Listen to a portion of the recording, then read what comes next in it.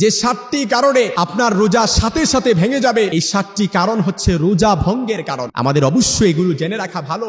তা না হলে এমনও হতে পারে যে সারাদিন আমরা পানাহার থেকে বিরত থাকলাম, এতটুকুই ব্যাস এনাফ, অথচ কোনো একটি কাজ করার কারণে যে আমাদের রোজাটা ভেঙে গেল, এটা আমাদের বোধগম্য নেই। আল্লাহ তাআলা পরিপূর্ণ হিকমত অনুযায়ী রোজার বিধান জারি করেছেন। তিনি রোজাদারকে ভারসাম্য রক্ষা করে রোজা রাখার নির্দেশ দিয়েছেন। একদিকে যাতে রোজা রাখার কারণে রোজাদারের শারীরিক কোনো ক্ষতি না হয়, অন্যদিকে সেজন্য রোজা বিনষ্টকারী কোনো বিষয়ে লিপ্ত না হয়। এজন্য রোজা বিনষ্টকারী, রোজা ভঙ্গের কারণগুলো আল্লাহ তাআলা 2 ভাগে বিভক্ত করেছেন। এক হচ্ছে শরীরের ভেতর কোনো কিছু নির্গত হলে আপনার রোজাটা সাথে সাথে ভেঙে যাবে। আরেক হচ্ছে শরীর থেকে কোনো কিছু বের হলে, যেমন স্ত্রীর সাথে সহবাস করার কারণে আপনার শরীর থেকে যে সিমেন্ট নির্গত হয়, এর কারণে আপনার রোজাটা ভেঙে যাবে। নির্গত হোক বা না হোক, আপনার রোজাটা ভেঙে যাবে। আরেক হচ্ছে আপনি যখন শিঙ্গা কোনো কিছু লাগালেন, এই শিঙ্গা লাগানোর কারণে আপনার রোজাটা ভেঙে যাবে। বমি করার কারণে আপনার রোজাটা ভেঙে যাবে। এই জন্য এই রোজা ভঙ্গের 7টি কারণ আমি স্পেসিফিকলি বলে দিচ্ছি। এর 1 নাম্বার হচ্ছে স্ত্রীর সাথে সহবাস করা। স্ত্রীর সাথে সহবাস করার কারণে শুধু রোজাই ভাঙে না, বরং এই রোজাটা পরবর্তীতে কাজা তো আদায় করবেন এবং এর কাফফারা আরো কঠিন হয়ে যায়। যদি আপনি ইচ্ছাকৃতভাবে স্ত্রীর সাথে আপনি মেলামেশা করেন, এর কারণে পরবর্তীতে কাফফারাটা কঠিন হয়ে যায়। এ ব্যাপারে আল্লাহর হাবিব সাল্লাল্লাহু আলাইহি সাল্লামের এক হাদিসও আছে। এক রাসূল সাল্লাল্লাহু আলাইহি সাল্লামের কাছে এক সাহাবী যখন আসলেন, এসে বললেন, ইয়া রাসূলুল্লাহ, আমি তো ধ্বংস হয়ে গেছি। আল্লাহর হাবিব বললেন, কিসে তোমাকে ধ্বংস করেছে? বলে, আমি তো দিনের বেলা স্ত্রীর সাথে মেলামেশা করে ফেলেছি। বলে, তাহলে যাও, তুমি 2 মাস রোজা রাখো, লাগাতার রোজা রাখো। এটা কি তোমার সামর্থ্য আছে? বলে, না।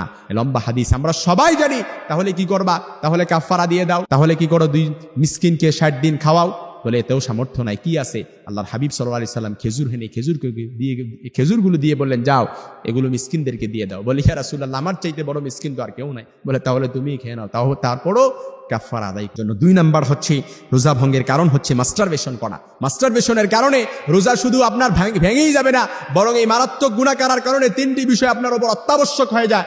1 নাম্বার হচ্ছে তাওবা করা, 2 নাম্বার হচ্ছে আল্লাহর কাছে একনিষ্ঠভাবে খালেসভাবে আল্লাহর কাছে মাফ চাওয়া, 3 নাম্বার হচ্ছে এই মাস্টারবেশনের কারণে কাফফারা আদায় হবে না, কিন্তু এর পরবর্তীতে এই রোজাটা আদায় করে নিতে হবে। 3 নাম্বার রোজা ভঙ্গের কারণ হচ্ছে পানাহার করা। আপনি রোজা অবস্থায় সুবহে সাদেক আপনি যখন সেহরি খেলেন, সেহরি খাওয়া থেকে সূর্যাস্ত নিয়ে ইফতার পর্যন্ত এর পূর্ব মুহূর্তে, এর আগ মাঝখানে আপনি যদি পানাহার করেন, তাহলে আপনার রোজা ভেঙে যাবে।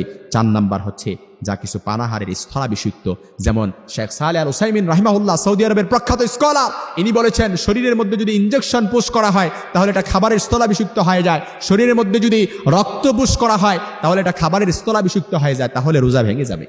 শেখ সালেহ আল উসাইমিন রাহিমাহুল্লাহ উনি ওনার মাজমুআল ফতোয়ার মধ্যে কোট করেছেন। 5 নাম্বার হচ্ছে শিঙ্গা লাগানো। শিঙ্গা যদি লাগানো হয় কিংবা এ জাতীয় অন্য কোনো কারণে রক্ত বের করা হয়, তাহলে আপনার রোজাটা ভেঙে যাবে। এ ব্যাপারে সহিহ আবু দাউদের বর্ণনা এসেছে, যে ব্যক্তি শিঙ্গা লাগায় তারও রোজা ভেঙে যাবে, যে ব্যক্তি যার শিঙ্গা লাগানো হয় সেও তারও রোজা ভেঙে যাবে, দুজনেরই রোজা ভেঙে যাবে। 6 নাম্বার হচ্ছে ইচ্ছাকৃতভাবে বমি করা। ইসলাম কতটা ভারসাম্যপূর্ণ আপনি দেখেন।